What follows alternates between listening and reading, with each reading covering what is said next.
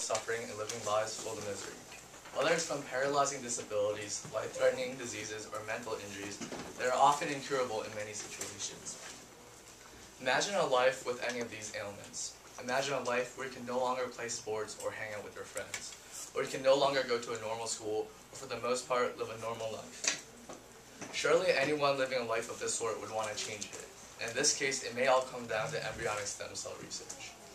Embryonic stem cells are stem cells derived from embryos, and unlike other stem cells, they are pluripotent, meaning that they can become almost any cell in the human body. Because of this, these cells offer the potential to cure many diseases, such as diabetes, Parkinson's disease, Alzheimer's disease, and many more. Although with all these obvious benefits, it may seem like an obvious medical advancement, there is one thing that stands in its way, and that is the fact that killing an embryo to obtain these cells is considered an act of murder to many people. But think about it. Is it worth halting one of the world's greatest breakthroughs when so many patients choose to destroy their excess embryos anyway? It is because of this that in a national survey supported by the Department of Health, only 19.5% of patients who had excess embryos choose to donate theirs to stem cell research. It's also why the government, through the National Institute of Health, only chooses to fund $40 million to embryonic stem cells each year. In this graph, the first bar shows exactly how much the government funds for stem cells overall, which is over 600 million. But over here is around the only amount of funding that go to embryonic stem cells. This is also the major reason why the regulations are so limiting. In August 9th of 2001, President Bush issued executive orders stating the guidelines for federal funds of embryonic stem cells, and stated that for federal funds, the stem cells have to be derived from the embryo before this date, and that the embryo must have been made for reproduction purposes only. It also stated that they must have had the patient's consent without any financial inducements, which is like getting them to pay money for it. But recently, on March 9th of 2009, Obama did change and make a new executive order stating that new embryonic stem cells lines can be created, which are groups of embryonic stem cells that can can duplicate into other stem cells over a period of time, as long as they have the patient's consent. But still, embryonic stem cells are very limited as to what scientists can do with them. Today, I'll prove to you that embryonic stem cell research should receive more government funding and less regulations due to the possibility to cure hundreds of ailments, the possibility to lead to greater medical breakthroughs, and because of the fact that scientists can use embryos that were destined to be destroyed anyway. Perhaps the greatest contribution that embryonic stem cells have to offer our society is the ability to cure hundreds of diseases. Through embryonic stem cell transplants, patients are given the opportunity to live the lives they wanted. People who are blind can see again. People who are paralyzed can walk again. And people who have lost hope in life can find new meaning and a new reason to live. In the world, there are hundreds of people carrying the burdens of these diseases and disabilities.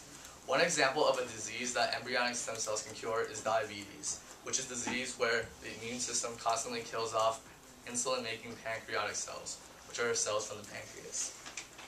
Symptoms include extreme hunger, thirst, weight loss, and fatigue. And on top of that, they have the possibility of gaining other diseases such as blindness and heart disease. Although many patients can reduce the effects if they take the proper precautions, there's no permanent cure. Approximately, there are 220 million people worldwide who suffer from this disease. 23.7 live in the U.S., according to the World Health Organization. It's nearly 8% of the entire U.S. population. But just last year in Chicago University, scientists were able to manipulate cells to produce insulin and regulate blood sugar. If they were able to successfully transplant these into humans, then the cure could be found. And just remember, diabetes is only one disease of the many that stem cells can cure. When stem cells cure these diseases, healthcare costs will dramatically drop. Not only is diabetes a very common disease, but it's also one of the most costly due to the constant insulin injections. According to the American Diabetes Association, $13 billion in healthcare costs were spent in 2007 for diabetes alone, and by 2034, it's expected to double. So think about it. If diabetes costs this much, how much will all the others cost when they all add up? Currently, scientists have only taken a small step into embryonic stem cell research, and already so many great discoveries have been found.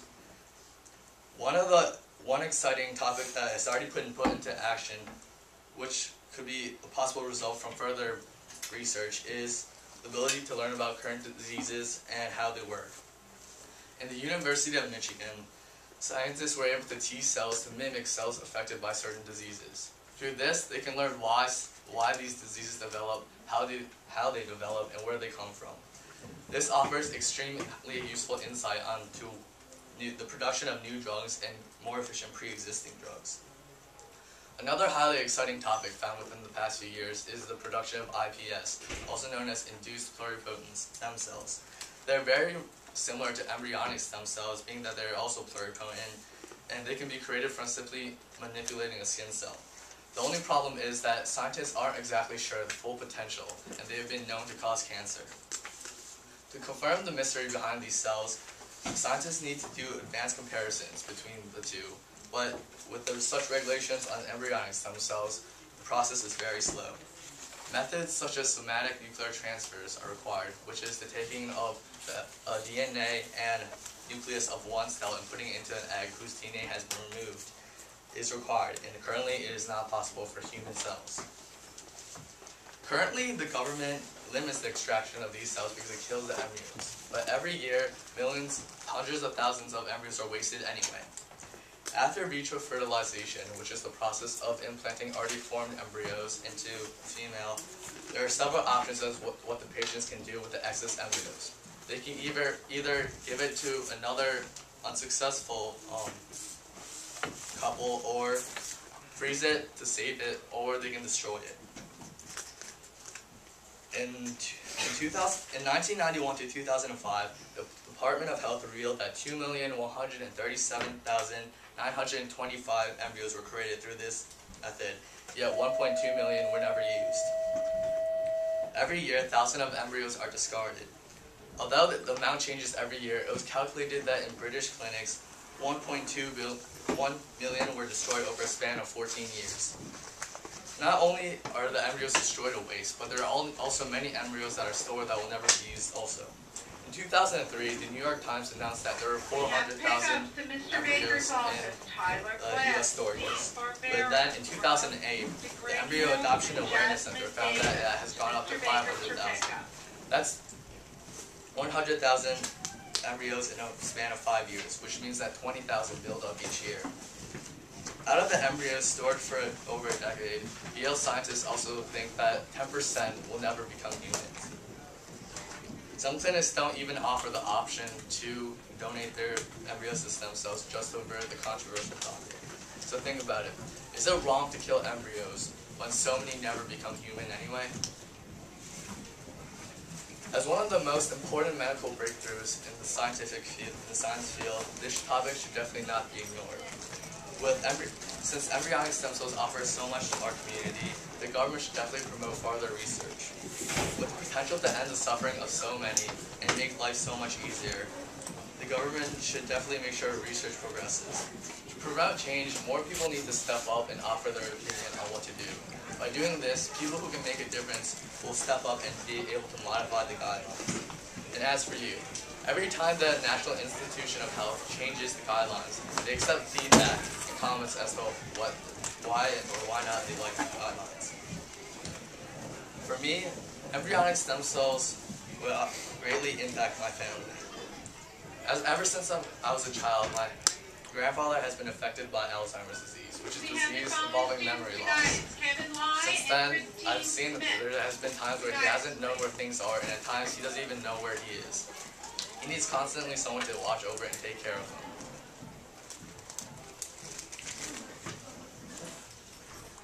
Because of the high possibility that embryonic stem cells can cure all different ailments, lead to further medical breakthroughs, and can use wasted embryos, the government should definitely fund more for embryonic stem cells and loosen the regulations. The most important things in life don't come without a sacrifice, and the small price of doing this for embryonic stem cells is a small price for allowing more funds for some embryonic stem cells if so much suffering can be alleviated. Thank you.